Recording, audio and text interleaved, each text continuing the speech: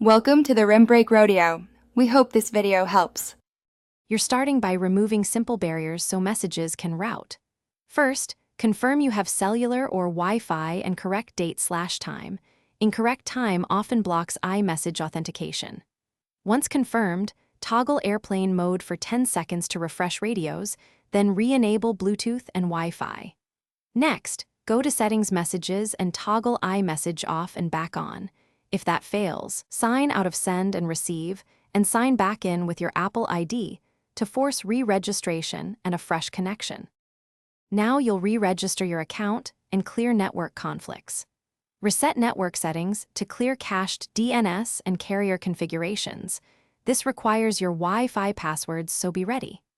Once done, make sure your Apple ID is signed in on the device and that no two-factor code is awaiting approval on another device. Pending approvals block iMessage activation. Also verify SMS activation by sending a normal text to a friend.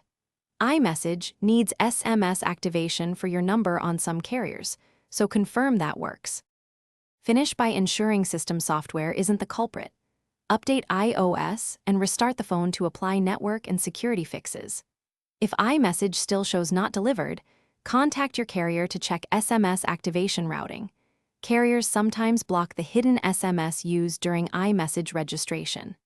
If carrier confirms all clear but problems persist, back up and perform a restore from iCloud or Finder to reset deeper settings. One key tip: keep a recent backup before restoring so you can recover messages and settings safely. Thanks for watching. Consider subscribing if we helped you.